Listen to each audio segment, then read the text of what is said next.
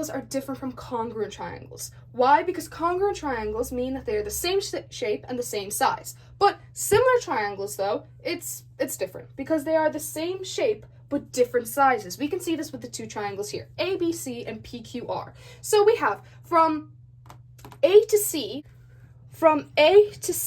is 8 centimeters, right? This is the length or the side that holds two angles that are not 90 degrees. And then if we look at the triangle PQR, the only side that has only two other angles is P and R. So that means A to C is equal to P to R. But that doesn't necessarily mean that the values are the same, because similar triangles mean that they are different sizes. But because these are different sizes, they have to kind of correspond with each other. So this one, that's kind of the hypotenuse, let's just say. We could even that out. So what's directly opposite from the right angle is going to be AC. And then what else is the hypotenuse in PQR would be P and R.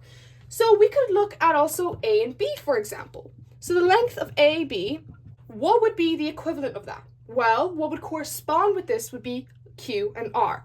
So Q and R. And then what else is left? B and C. So B and C, well, we could see for this, B and C would be equal to P and Q, because there's a right angle and there's also an angle here. So it would be P and Q. Now, this, what I've just done, does not necessarily mean that the values are the same. They're not the same. Even a prime example of this would be A to C. A to C is 8 centimeters, but P to R is 12 centimeters. Values are not the same. They're different sides.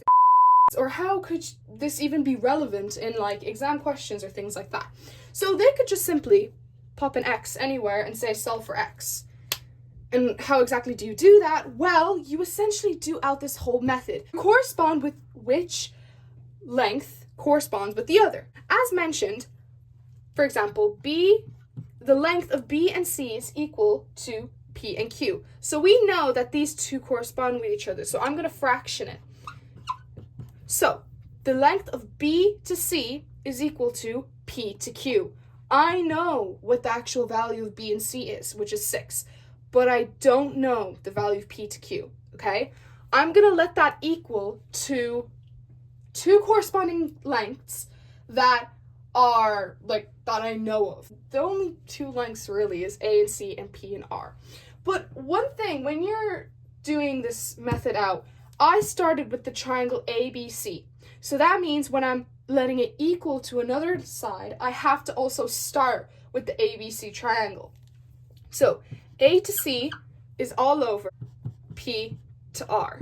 So essentially what I've done is I've started with the triangle ABC and I've noted that B to C, the corresponding side in which I'm trying to find for P to Q, right? That's of X, that's what I'm trying to find of. So I've let those two divided over each other because they correspond, and I let that equal to sides that I actually know the value of. So that's A to C and P and R. I know these two sides. I know the value of it. I started with the triangle ABC. I also started with the triangle ABC.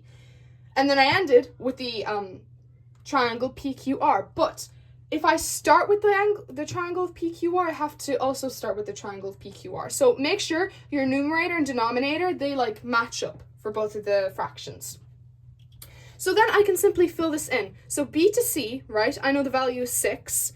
So you don't have to put in your units yet. 6. And P to Q is what I'm trying to find out. And I'm going to let that equal to A to C. So A to C is 8. And then P to R, that's 12.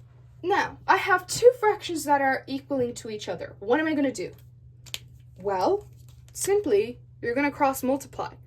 So, let us cross multiply then. 6 multiplied by 12, that gives us 72, is equal to 8x. And then 72 divided by 8 gives us x. And 72 divided by 8, that gives us 9. So that means x is equal to 9.